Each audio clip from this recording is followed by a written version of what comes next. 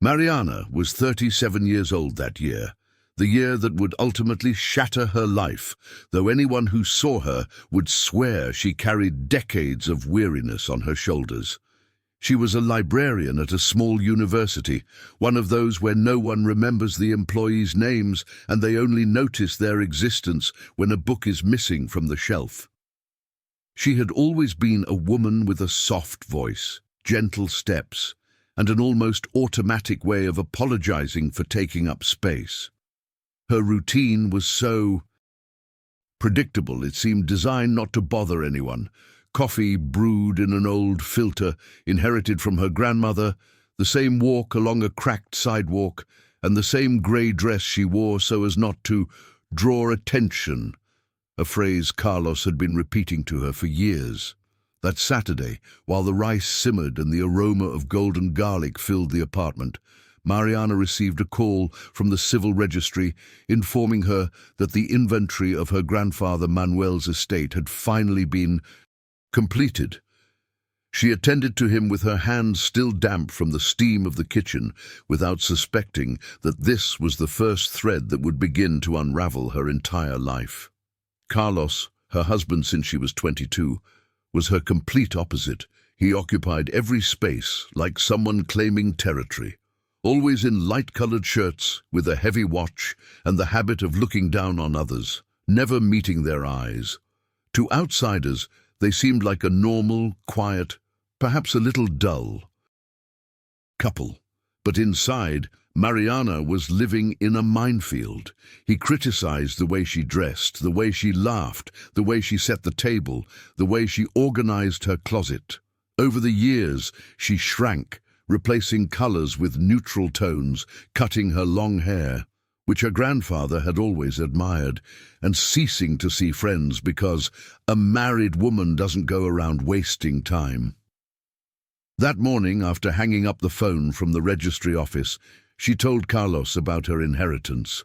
An old shed and nothing more. He first let out a dry laugh and then a comment that pierced her like a knife. "You're not even good for inheriting." Mariana felt the world turn cold inside her, but she didn't yet know that this was only the beginning. Carlos's reaction didn't stop at that one sentence. It was as if he'd been given permission to tear off a mask that somehow Mariana always knew he wore.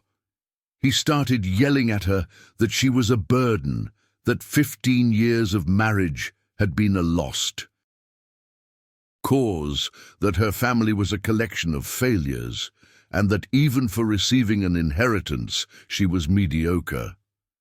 He left no corner of her existence untouched by his words.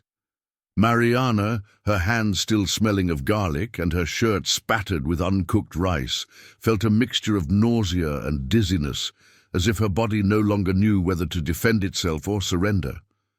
When she reached the bedroom to avoid him seeing her cry, Carlos followed her, opened her suitcase, threw her clothes inside,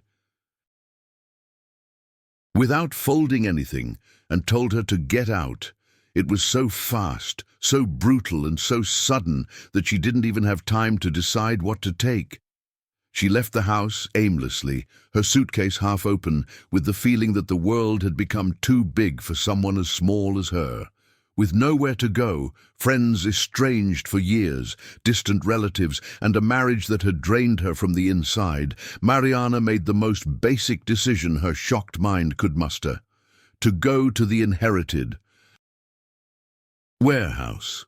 She knew it was on the other side of the city, in a nearly forgotten industrial area, with wide streets, crooked lampposts, and peeling graffiti. She arrived after 2 buses, and a long walk with the cold wind stinging her cheeks. The warehouse looked even worse than she remembered: a rusty gate, damp-stained walls, and an old sign covered in cobwebs. When she pushed open the door, the metal squeaked as if it too were complaining of years of neglect. Inside, the air was thick with fine dust, the kind that sticks to your throat and smells of old wood and time standing still. Mariana moved forward tentatively, with the streetlight filtering through the cracks. unaware that inside she would find not only shelter for the night, but a new version of herself patiently waiting under a tarp. As her eyes adjusted to the dim light, Mariana began to notice details that didn't fit the image of an abandoned place. The floor, though dusty, had a cleaner central strip, as if something had been moved recently. The smell wasn't the typical dampness and rust either. There was a faint scent of fresh motor oil, almost imperceptible, but enough to make her breath catch in surprise. She walked slowly to the large, dark green tarp that seemed to be hiding something bulky. With a nervous gesture, she pulled at one corner. The tarp slid open with a rough sound, revealing a black 1960 Volkswagen Beetle, impeccably restored, so shiny it reflected the little light that filtered through the cracks in the roof. Mariana stood motionless. That car was the most impossible and absurd thing that could be waiting for her. It seemed like a living memory from another time, as if the warehouse itself were telling her that all was not lost. Beside the Beetle was a light-colored wooden box marked with the signs of having been opened hundreds of times. On top of it was a wine-colored ribbon that had lost some of its luster. Mariana felt a strange tremor in her fingers as she bent down to pick it up. The box had the exact scent of Grandfather Manuel's workshop: freshly cut wood, mild tobacco, and a hint of tool grease. Opening it, she found a letter folded in quarters, handwritten in the firm, elegant script she would recognize even with her eyes closed. The world seemed to shrink to that piece of paper. In the letter, her grandfather revealed a part of himself that no one, not even the family, had imagined. He had been an intelligence agent during the dictatorship, in charge of covert operations, transporting classified documents, and even smuggling people who were being persecuted. The Beetle, according to him, had secret compartments designed to hide information that should never fall into the wrong hands. And most disconcertingly, he had left all of this specifically for her because he saw in Mariana a quiet strength that even she didn't know she possessed. As Mariana continued reading, she found details that seemed to have been plucked from a life her grandfather had never revealed. Code names, clandestine routes, and even a note where he mentioned having created a complete escape protocol for the family member with the most heart and the least noise. Mariana felt that phrase strike her like a blow. She had always felt like everyone's shadow, the unremarkable sister, the silent wife, the woman who never stood out in anything, knowing that someone had seen her so clearly, and that someone was Manuel, the only one who had ever treated her as if she were enough, opened a warm hollow in her chest. Beneath the letter was a small antique keychain with faded initials and a drawing of a clover. She took it like someone receiving a map to a place they didn't know they needed. That's when she decided to inspect the Beetle more carefully. She opened the door with a slight creak and, leaning toward the driver's seat, noticed something almost imperceptible: a thicker seam along the edge of the seat. She pulled gently and the compartment opened, revealing a leather folder secured with two metal clasps.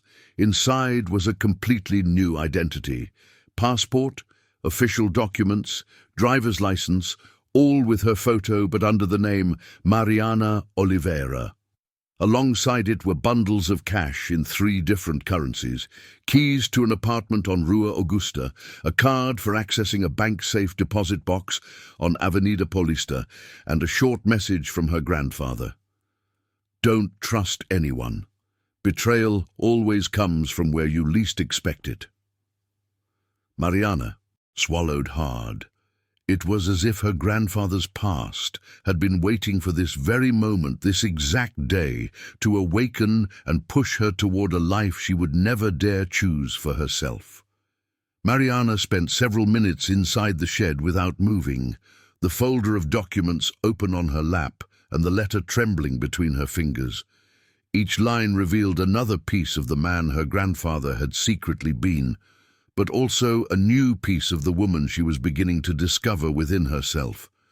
She looked at the beetle again, as if she suddenly understood the meaning of its pristine shine.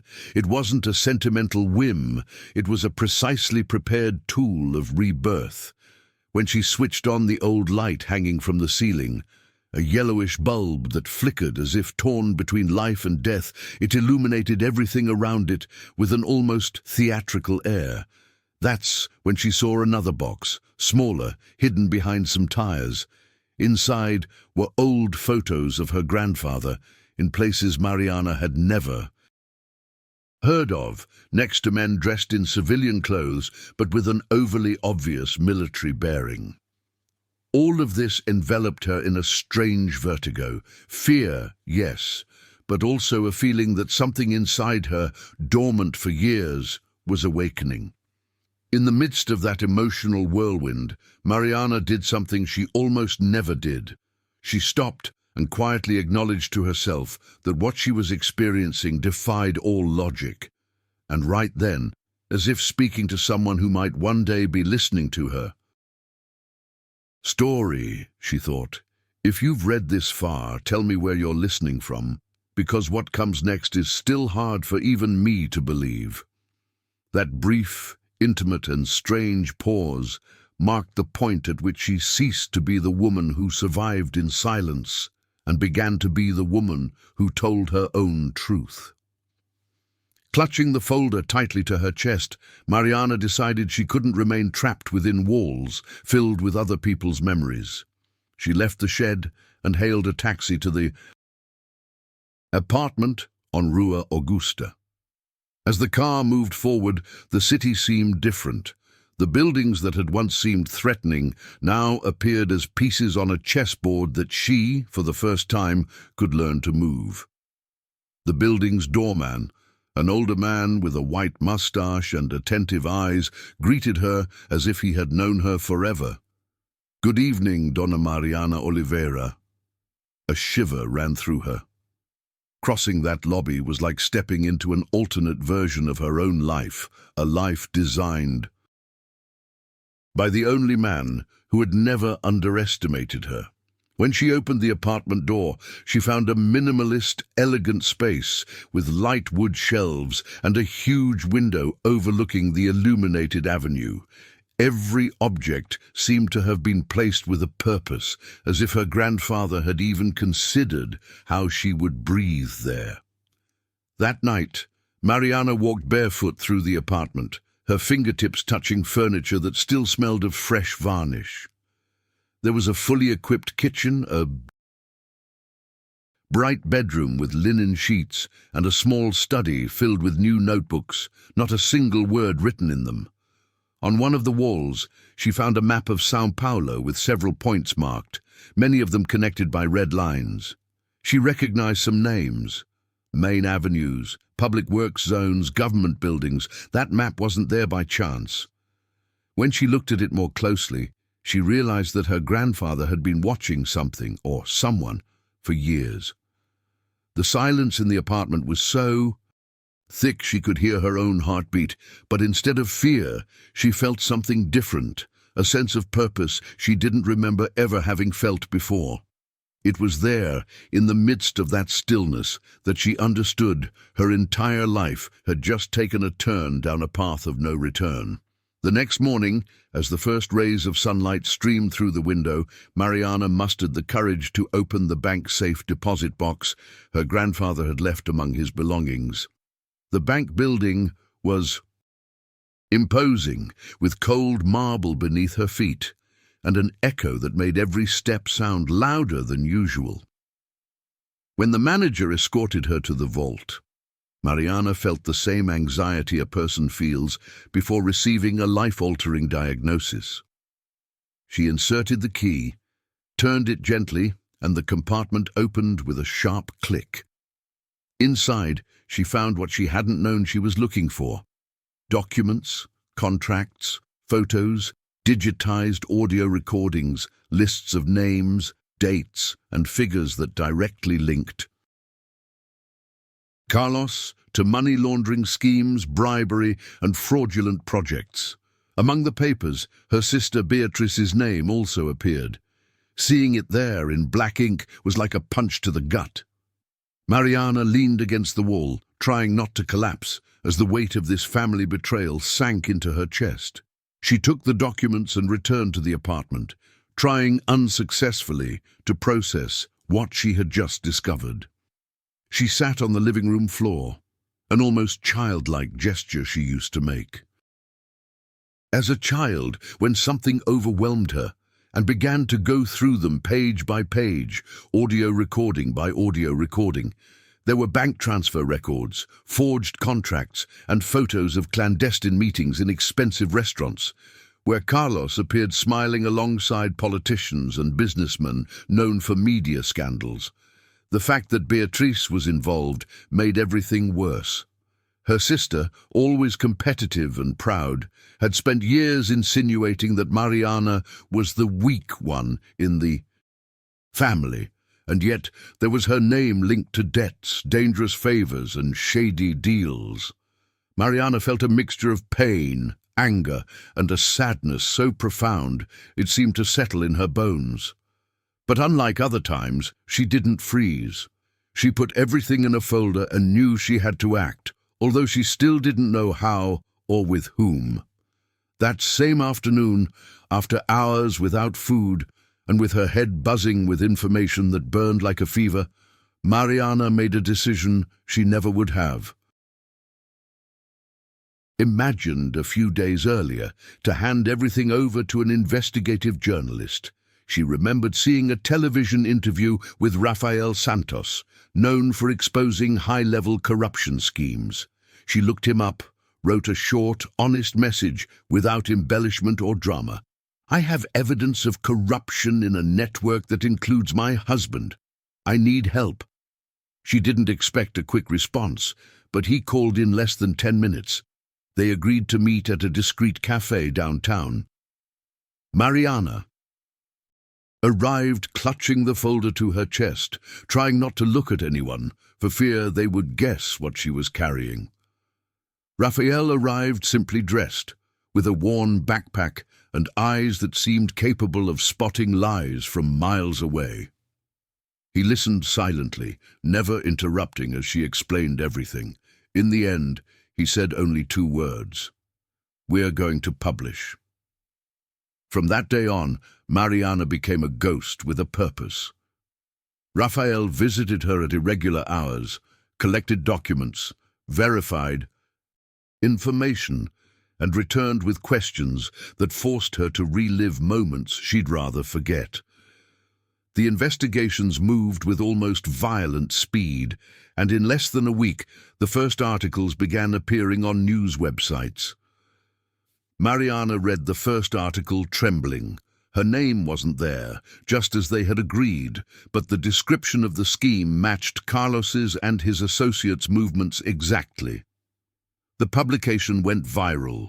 Political groups mobilized, social media exploded, and lawyers began issuing frantic statements trying to discredit the information. It was then that Mariana felt, for the first time in many years, that she had a voice, even though she didn't yet dare use it publicly. But she also understood that this same voice now put her in danger because Carlos would soon find out who had leaked the documents. The echo of the publications grew like wildfire during the dry season.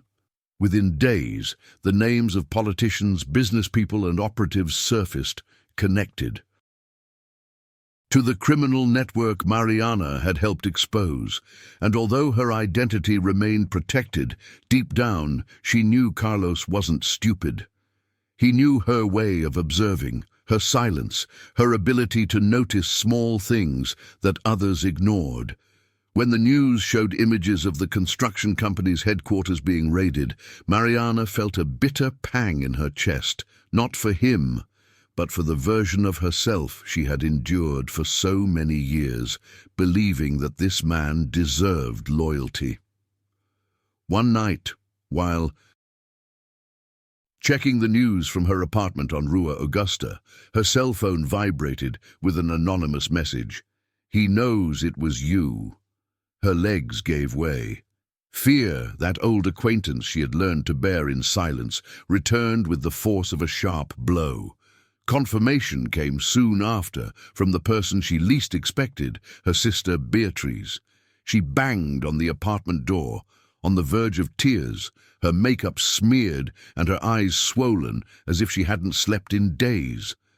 The building's entrance had allowed her in because her name was also on the list left by grandfather Manuel, a fact that only heightened the strange magnitude of that secret plan. "Mariana, they're looking for you, and it's not just him," she murmured in a mixture of broken Portuguese and undisguised desperation. She confessed immediately: debt, favors, stupid decisions, fear. She said that Carlos had hired dangerous people to find her, that they believed she had more documents, that the network was desperate to stop. Rafael's reporting. Mariana didn't know whether to hug her, push her away, or simply close the door. But she understood one thing with absolute clarity. The moment had come to choose between running or disappearing. And Manuel, from the past, had already left her everything she needed for either of them. Beatrice wept without elegance, without pride, without that air of superiority she had always used as a shield. Mariana observed her with a mixture of pity and detachment, as if she were seeing a stranger inhabiting her sister's body. She let her in, more out of instinct than trust, and prepared a glass of water that trembled in both her and Bea's hands. Between disjointed sobs, her sister explained that she had been drawn into the scheme by insurmountable debts, that Carlos had manipulated her by promising quick fixes, and that she never imagined it would all escalate to this level. Mariana listened to every word, feeling a part of her heart crack, not because of the betrayal. That was already accepted, but because she had always wanted to believe that, at least between them, a shred of loyalty remained. When Bea finished, all Mariana could say was, "I can't go back, and neither can you." That same night, as she packed her documents into a backpack and gathered the bare essentials for her escape, Mariana paused for a moment, took a deep breath, and thought of something she would never have said before this whole ordeal. If someone, somewhere in the world, were to hear this part of her story, they would likely feel her fear. It was then that she murmured, "And if this part shook you, share this story with someone who needs strength, because what awaits me now is something I wouldn't wish on anyone." That fleeting thought, addressed to an imaginary listener, seemed more like a farewell than a plea. Mariana didn't have time to lament or think twice. She activated the plan her grandfather had devised decades ago, as if that man, meticulous, silent, always 2 steps ahead, had foreseen that very night. She took the Beetle out of the shed with the fake license plates, waited for dawn to paint the streets grey, and drove toward a secondary exit from the city that Manuel had marked on one of his maps. In the passenger seat, she carried the backpack with essential documents, some clothes, and the savings her grandfather had hidden in a false bottom of the car.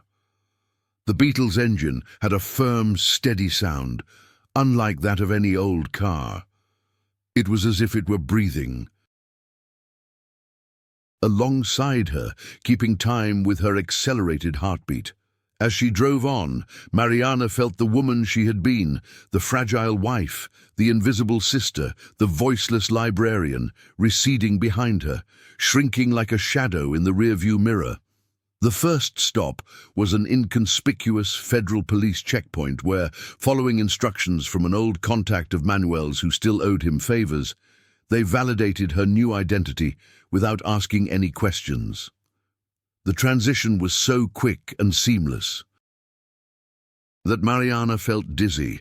In a matter of minutes, she went from being a persecuted citizen to a woman with impeccable documentation, ready to cross the border with a name that no longer weighed her down. The agent who attended to her, a grey-haired man with a hard gaze, handed her the stamped documents without any expression, but as he did so, he added in a low voice, "He was right about you." Mariana didn't ask which he meant. She knew. She returned to the Beetle with cold hands and a burning heart. As she started the engine again, she knew she wasn't running away. She was being reborn. And that, she understood in that instant, was much more powerful than any fear. The crossing into Argentina was less dramatic than Mariana had imagined during her sleepless nights. The Beetle moved forward unnoticed, as if it had been built to slip precisely between borders, furtive glances, and enforced silences. Once on Argentinian soil, she settled temporarily in a small guest house run by a woman with a frank smile and a Buenos Aires accent who never asked too many questions. There, Mariana spent weeks rebuilding her mind and her routine. She learned to walk without looking over her shoulder, to speak without fear of someone recognizing her voice, to decide simple things like what to eat or what dress to choose without feeling guilty. Rafael continued sending updates from Brazil. The investigations had exploded.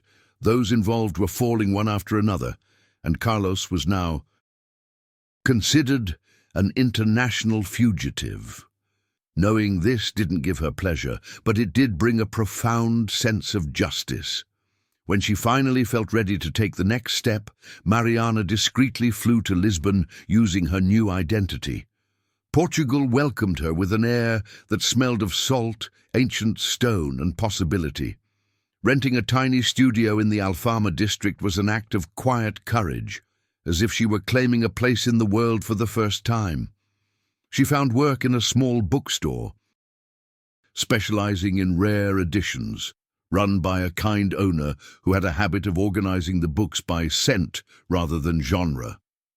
Mariana, who had always loved stories even though she had never been the protagonist of her own, immersed herself in this new rhythm. Afternoon cafes, trams screeching up the hills, customers sharing their life stories while choosing a book to give as a gift.